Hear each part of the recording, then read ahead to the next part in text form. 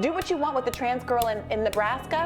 I can't have any control over that. That's not my job. I pray for her, and I hope that she's able to live a safe and happy life, because I know that that's not how everybody feels in this country, and that really is a bummer. But things are so dire. We have to be able to focus on the big issues, because the people who are in charge are depending on us not doing that. Well, we can, keeping schools open. We need to talk about the Democratic Party and why it's such a waste of party. The people do not represent black people. It don't represent anybody except for rich people who can manipulate laws and rules in the system. But let's go ahead and watch Briahna Joy Gray demolish the Democratic Party, and I agree with 100%, honestly. On your radar. I don't know how to Briahna, sugarcoat this, Robbie, so I'll just say it. It seems clear that the Democratic Party is over.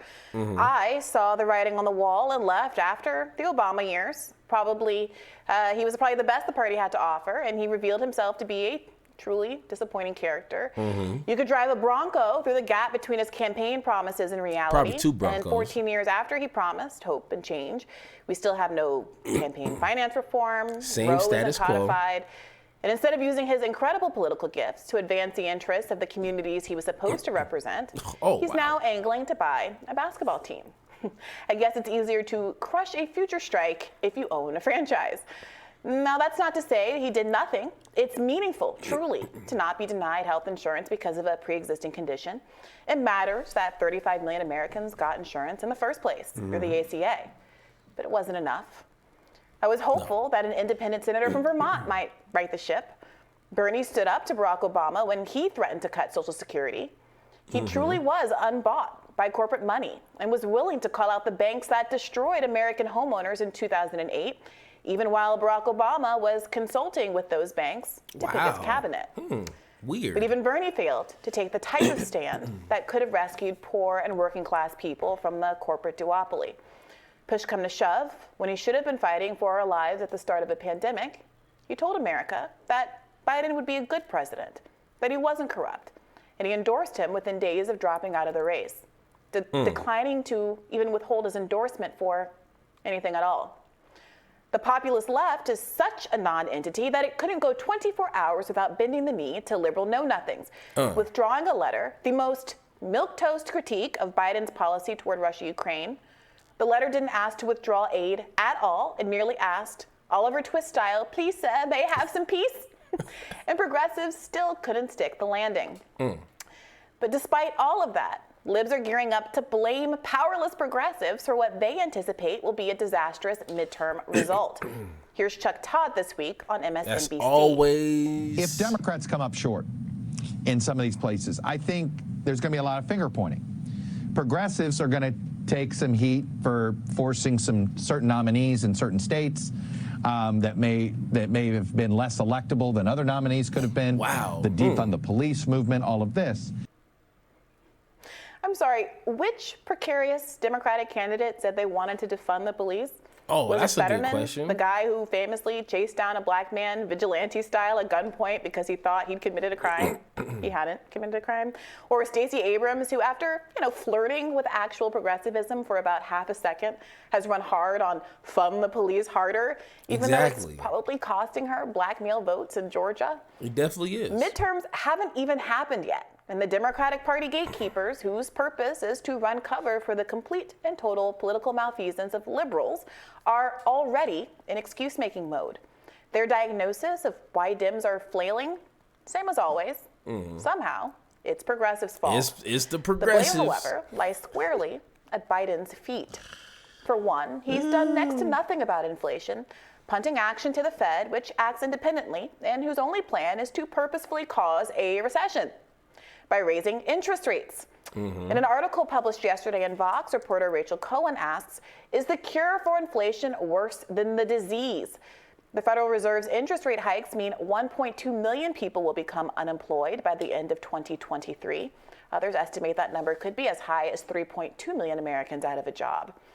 Quote, I wish there was a less painful way to do that, said Fed Reserve Chair Jay Powell. There isn't. Oh, well, I guess. Sucks to be you. The pain is the point, by the way. They are trying to slow down consumption by literally taking away your salary. The super consuming rich, though, no one's trying to curb their consumption. Oh, no, man. a wealth tax is firmly off the table. Oh, wow. As are the types of interventions. Yeah, let's do what we need to do for middle class and poor folks. Like, if we gotta increase this, increase that, take this, take that. I mean, it's just so much that she pointed out that regular folks have to do. We don't have a say. We could all do a Twitter poll. It doesn't matter. They're gonna do what they feel is correct. But let somebody come up with a crazy, off the wall, out of this world apple pie idea and say, you know what? Maybe we should tax the rich a little bit more. Just a little bit. Not a lot, baby girl, just a little bit. And people will go effing crazy. Poor folks will defend rich folks for some reason. Like, bro, he doesn't like you. Elon Musk don't like you, okay? He ain't thinking about you. That's crazy. But hey, let's try to beat inflation by raising. It's just ridiculous, man. It's Interventions Europeans have fought for and secured, like a cap on energy prices. Biden's flacks say, don't blame him. He did the Inflation Reduction Act, but the Inflation Reduction Act was fact-checked by the Congressional Budget Office, and guess what? It basically does nothing to reduce inflation. And although the Democratic lawmakers introduced a bill in May that would seek to address one of the roots of the problem, banning price gouging, it hasn't passed the Senate and won't pass the Senate with the current congressional composition. Wow. A composition that, if polls are to be believed, is only going to get worse, redder, next year.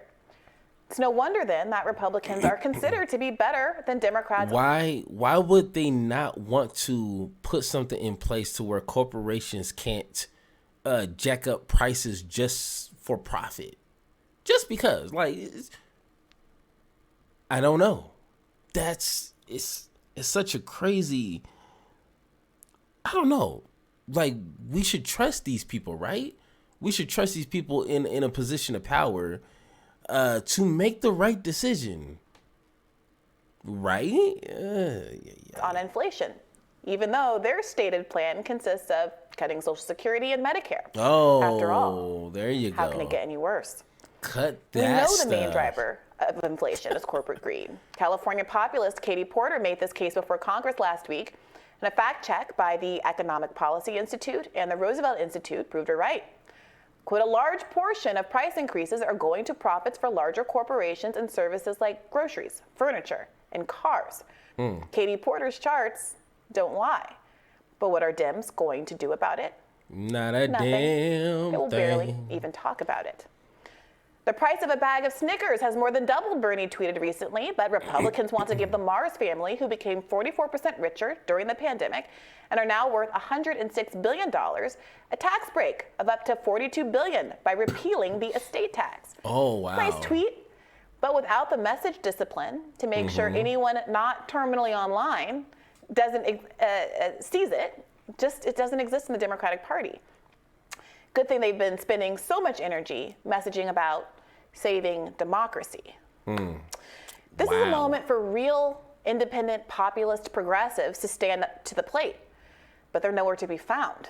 This week, AOC ignored the progressive media that put her on the map, choosing once again to speak on a large liberal platform for people who like her as far as she's a young, articulate Latina who doesn't criticize Biden too much. During her Pod Save America interview, she said a number of insightful things that were, in fact, an accurate diagnosis of what Democrats are doing wrong. Let's take a And listen. you should listen to that full interview. There's good stuff in there, but she also said this. Special interests. Our entire political system is designed to be very, very acquiescent to money.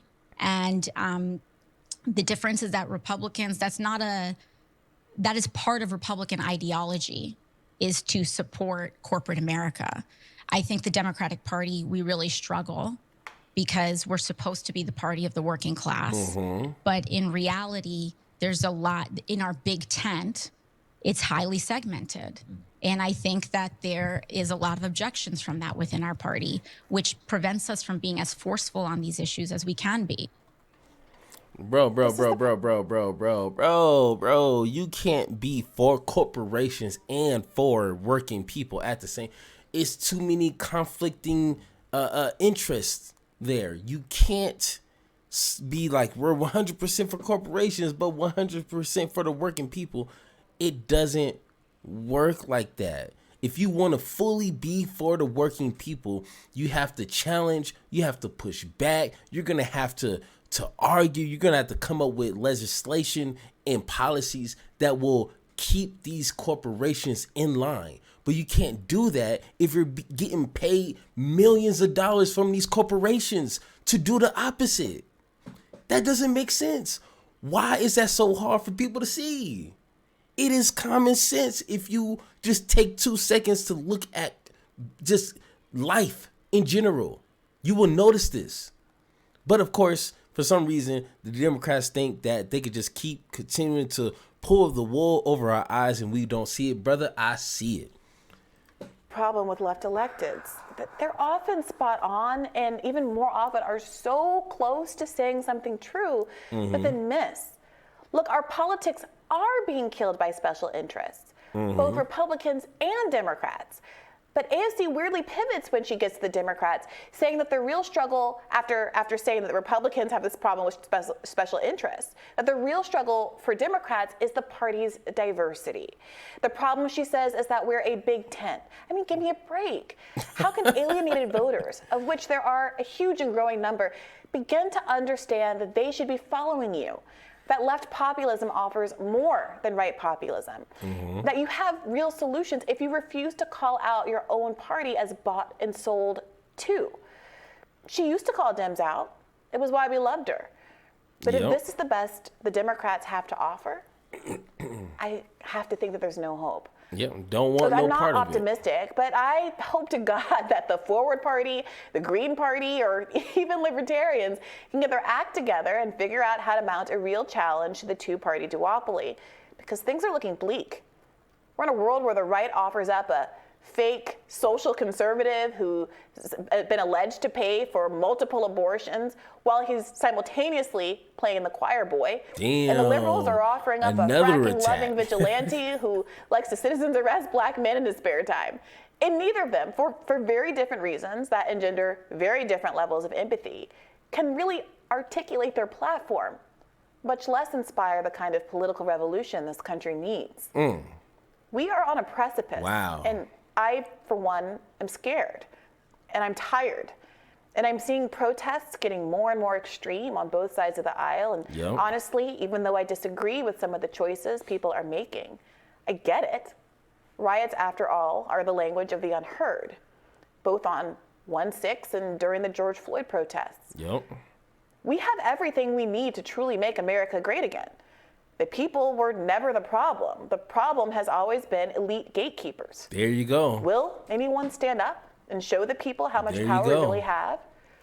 Or do I have to look forward to the Herschel versus Fetterman ticket or Herschel versus Fetterman in 2028?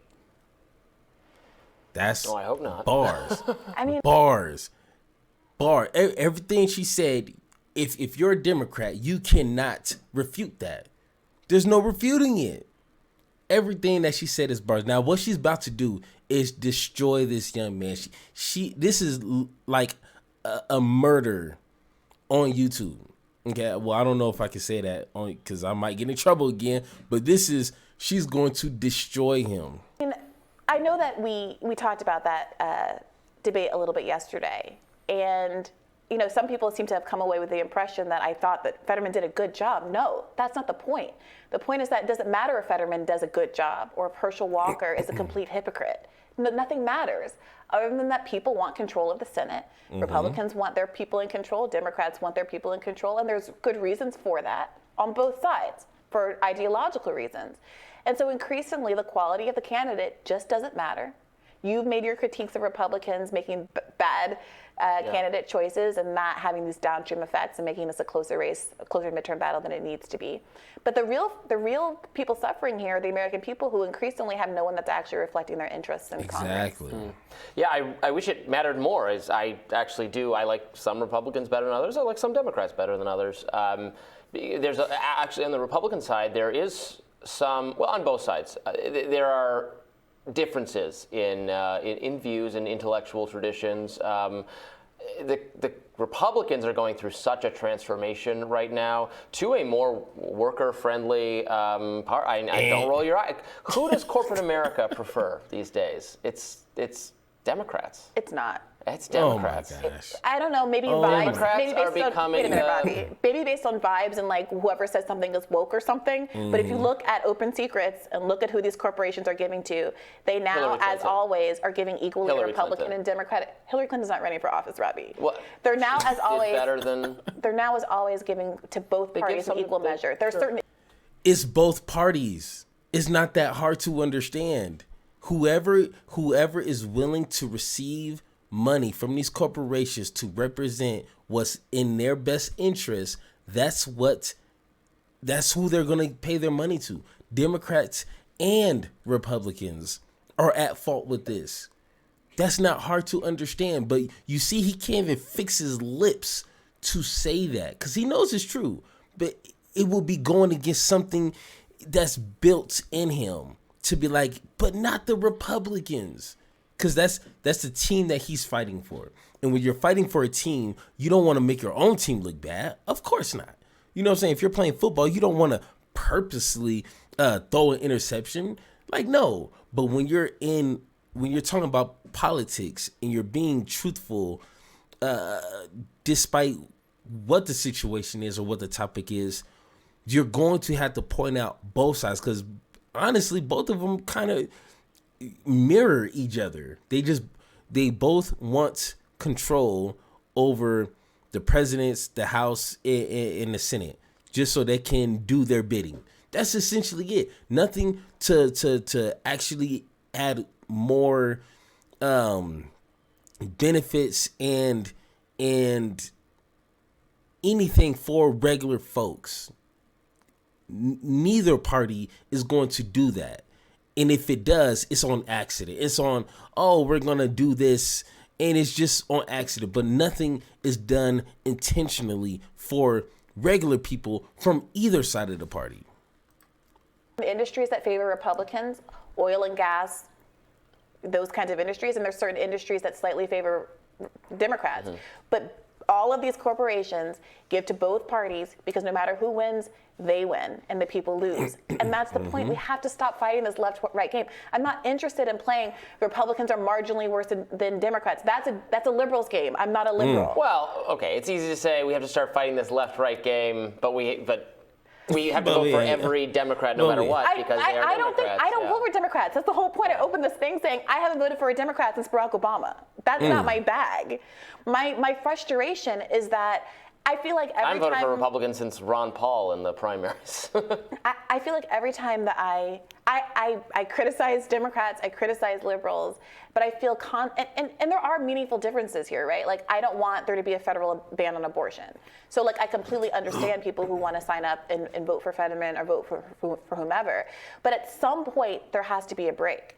At some point, progressives need to try to take over the Democratic Party the way that Trump and Trumpism has taken over the Republican Party. There it is. Or someone like Andrew Yang needs to figure out that they need that where they're needed is not to create another corruptible party, but to really say we're not going to take the corporate dollars that have made both parties so beholden to corporate interests in Wall Street and actually chart a new path that people like myself, disaffected people, can actually feel comfortable joining. Look, There it is. I've said this before. I think it matters. Why is that so hard?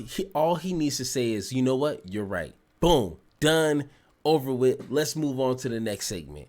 But of course, he's going to just say some crazy stuff that has no bearing in reality. What the progressive policy we're talking about is. I think you concede this or agree with this to some degree, that cultural, social, progressive issues are not broadly popular. And they're also not subject to federal policy making. Many economic progressive issues, if presented a certain way, are popular, I would say. I don't, the word socialism is she's not about popular. to. This is it not right popular, here. But giving, which I'm not opposed to, giving people who need help more help, etc. You can phrase it in such a way that these are popular policies. I can see that. And here's the thing about the social stuff.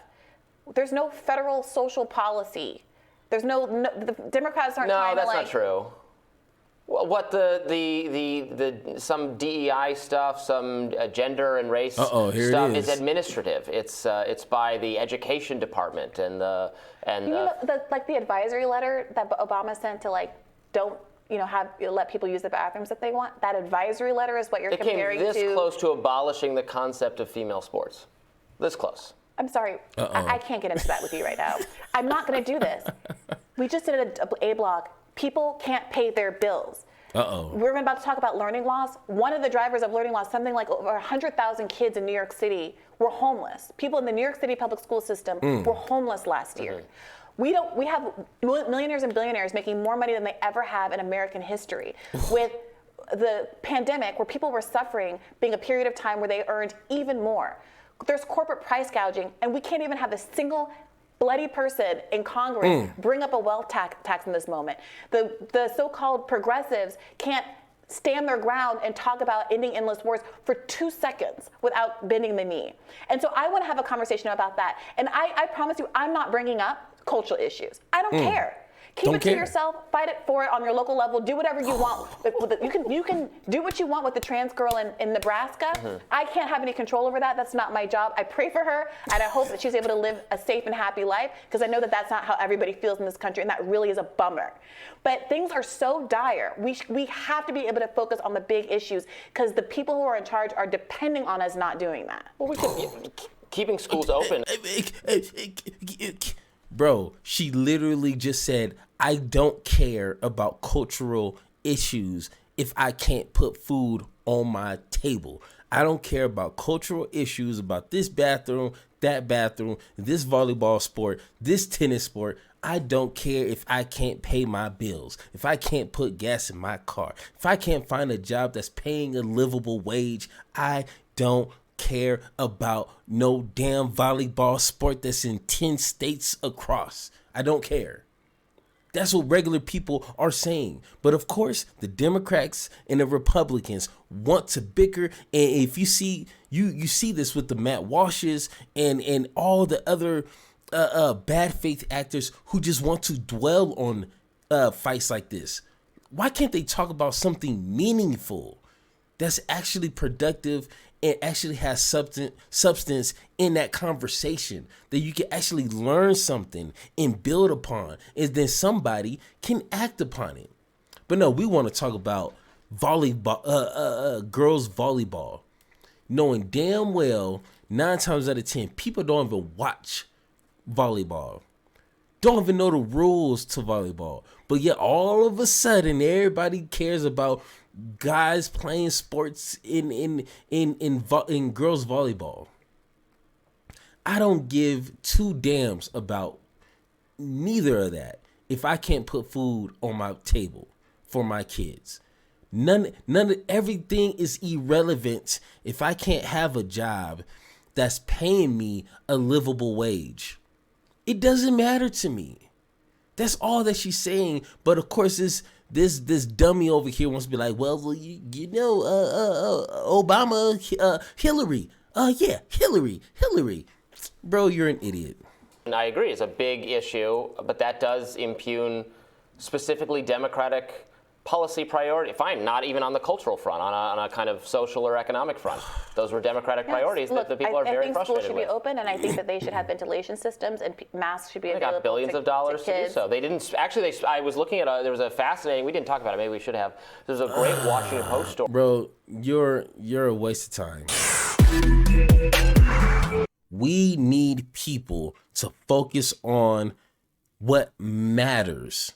I don't care about no damn book in some library on the other side of this world. I don't care, okay? I want these politicians, I want these influencers who have 2-3 million subscribers who are supposedly political minded and has some sort of intelligence, but they're talking about woke TikToks. They're talking about woke TikToks. Bro, get out of here with that garbage. Talk about something meaningful. Stop being intellectually lazy and talk about something important. I don't want to hear about no LGBTQ TikTok. I don't care about this woman wanting to be a man and this man wanting to be a woman. I don't care. I want to have the conversations that will change people's lives for the better. That's all I care about. That's all I want to talk about. I don't care about things that's out of my hands. I have no power in changing how people feel, how people think, how people perceive themselves. I don't have no power over that. So why are we so focused on these cultural issues? Leave that to the cultural people. Leave that to the gossipers and the people that handle that. But if you're a political figure and you are in the political arena, talk about substantial things. I think that's easy to understand, right? Nah, it's not. It's not, because that's not where the money is. The money is where you gossip and you cling on to what's popular for that week. Unfortunately, that's where the money